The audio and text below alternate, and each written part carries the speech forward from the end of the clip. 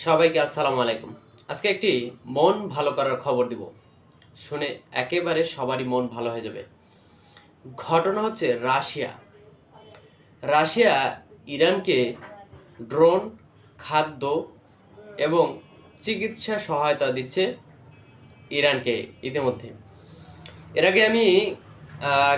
আগে আমি একটি খবর দিয়েছিলাম যে হচ্ছে ইরানকে গোয়েন্দা সহায়তা দিচ্ছে রাশিয়া। হ্যাঁ, এটা আসলেই সঠিক যে ইরানকে গোয়েন্দা সহায়তা দিবে রাশিয়া, এটা স্বাভাবিক ব্যাপার।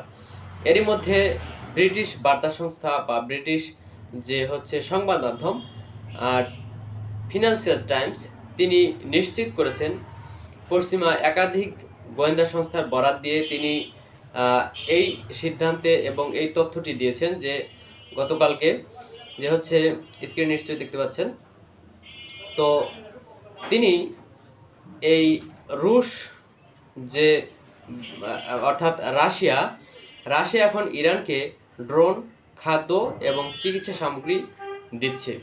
হ্যাঁ, দিতেই পারে, এতে তোমাদের কেন চুলকানি সেটি আমি বলছি। সেটাই আমার প্রশ্ন হচ্ছে, তোমাদের কেন এত চুলকানি? হ্যাঁ, দিতেই পারে, কারণ ইরান এবং রাশিয়ার সাথে চুক্তি রয়েছে যেহেতু, অর্থাৎ তাদের সাথে সামরিক চুক্তি সহ বিভিন্ন চুক্তি রয়েছে, তো তারা দিতেই পারে। তো এর আগে কিন্তু 13 টনের মতো কিন্তু চিকিৎসা সামগ্রী দিয়েছিল রাশিয়া, ইরানকে দিয়েছিল এই যুদ্ধের মধ্যেই। এবং এই ফিনান্সিয়াল টাইমসের প্রতিবেদন, অর্থাৎ ব্রিটিশ এই যে সংবাদ মাধ্যম ফিনান্সিয়াল টাইমসের প্রতিবেদন অনুসারে গত 28 ফেব্রুয়ারি থেকে যুদ্ধ শুরুর পর থেকে বিভিন্ন সময়ে গোয়েন্দা তথ্য দিচ্ছে হচ্ছে রাশিয়া ইরানকে দিচ্ছে।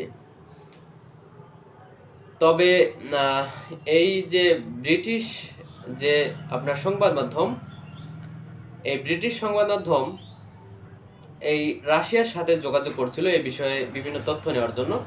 তো তারা বলছে যে পশ্চিমা গণমাধ্যমগুলো আমাদের উপর বিভিন্ন ভুয়া খবর ছড়াচ্ছে, আমাদেরকে উদ্দেশ্য করে বিভিন্ন ভুয়া খবর ছড়াচ্ছে। তবে একথা সত্য যে রাশিয়ার পক্ষ থেকে বলতেছে যে একথা সত্য যে আমরা যুদ্ধ শুরুর পর থেকে আমরা প্রতিনিয়ত ইরানের সাথে যোগাযোগ করে আসতেছি, এই কথাটা তারা স্বীকার করেছে। তবে এই যে এগুলো দিচ্ছে, এগুলো তো কিন্তু সরাসরি স্বীকার করবে না। হ্যাঁ, দিচ্ছে, এটা সঠিক, কিন্তু এগুলো সরাসরি স্বীকার করবে না রাশিয়া। তো কারণ এখানে একটা কৌশলগত কারণ রয়েছে, এই কারণেই তারা হচ্ছে স্বীকার করবে না। তো এই হচ্ছে আজকের খবর। খবরটি ভালো লাগলে অবশ্যই চ্যানেলটি সাবস্ক্রাইব করে আমাদের পাশে থাকবেন এবং এই ভিডিওটি বেশি বেশি শেয়ার করবেন। তো ভালো থাকুন সবাই, সুস্থ থাকুন। সবাইকে আবারও আসসালামু আলাইকুম ওয়া রাহমাতুল্লাহি ওয়া বারাকাতুহু।